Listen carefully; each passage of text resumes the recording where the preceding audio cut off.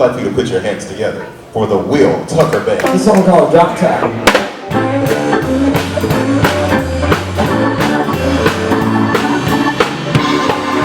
Dove right into trying to learn how to play guitar when I was about 12 years old. And learning how to play, of course, all the tunes I'd grown up listening to, I naturally segued into what influenced so much of the classic rock to exist, which was Delta blues, Chicago blues, and realizing it was right here at home in our backyard. You know, it just really hit home with me, and the blues spoke to me kind of unlike anything really had before. That was half the reason why I loved blues, was the history behind it. You know, what a rich history it has in our country, starting back from the 30s and the 40s. So that tied in with, when it came to cars, it was the same way. I had such an admiration for vehicles from the 40s, 50s, 60s, and 70s, the stories they could tell, the times they've seen, the influences. That's what blows my mind, especially about 50s cars in general, is that culture of the era is reflected in the designs. The stories and songs definitely speak to me, and I know speak to so many people that are admirers of music. And when it comes to the cars, those are the kind of cars that I really feel blessed and cherish owning. I just can't help myself. 1957 Chevrolet Bel Air. It's the red Survivor original car, belonged to Gladys Mann. I own a 1956 Chevy Bel Air four-door sedan. That is a car that originally came out of Benton, Arkansas. That's the one I did a nut and bolt restoration on back when I was 17. And I own this 1956 Chevy pickup, half-ton pickup. And it came from Caledonia, Mississippi. And I did a basic rebuild on it back when I was about 18, just to get it back up on the road and get it usable again.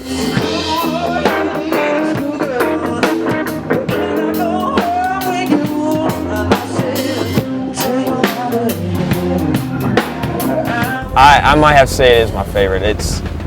I've restored some other ones that I'm kind of partial to, but this one, as far as just out on the road, just do everything, this is really just a fantastic car for what it is. When I got home from buying the car, I went in and looked under the seat and found the original sales papers. The name Gladys Lyon Mann, purchased March 25th, 1957 at Jim Reed Chevrolet in Nashville. And she bought it in 57 and was a school teacher. She drove it a mile and a half to school every day and drove it back, and that was it. And that just really got me fired up to know the history of that car.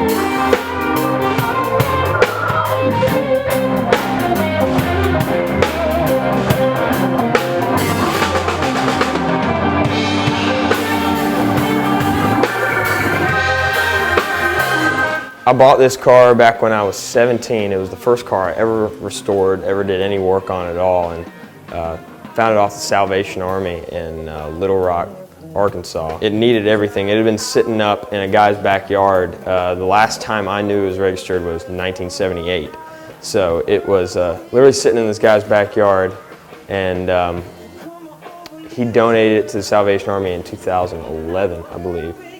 So when I got it, the engine was totally seized, the transmission, all the clutches were burned, paint was basically non-existent. It was flaking off to about nothing. Fortunately, it was pretty rust-free. There was a little bit of rust in the tail pan, but that was about it.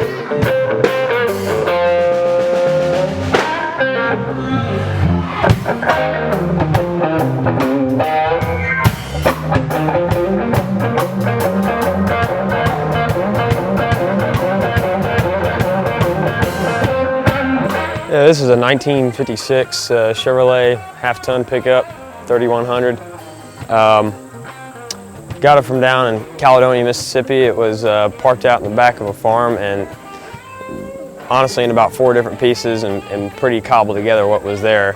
For me, it's just been a work truck, something I kind of brought home, put back together. Ended up with a 69 327 in it and a 700 R4. And it's just a driver. It runs me around, does whatever I need to do, beat on it all you want, and make repairs as needed with duct tape.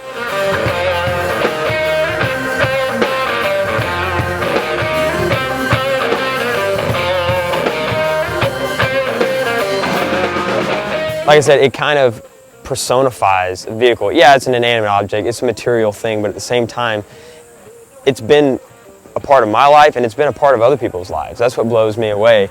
You know, how many monumental events has each one of these cars seen? I get tickled about my 56 Chevy that I know the original owner, he drove it to prom back in the late 50s. How cool is that? You know, that blows my mind. So yeah, the history,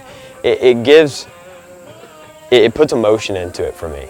It takes it from just a hobby and puts emotion into it because, you know, it's more than just a car, it's someone else's life too. What makes the connection with it is when it becomes more than a piece of metal, when it becomes more than just a car, when you can really see into where it came from, who owned it, how it affected their lives, and just, to me, it's a total honor to get to be the owner of it now. And I hope that I continue making memories in it and I take care of it and do it justice the way that I know the original owners would have wanted it to be. You know, it's a lot better than ending up rotting in the middle of a field or in a junkyard somewhere.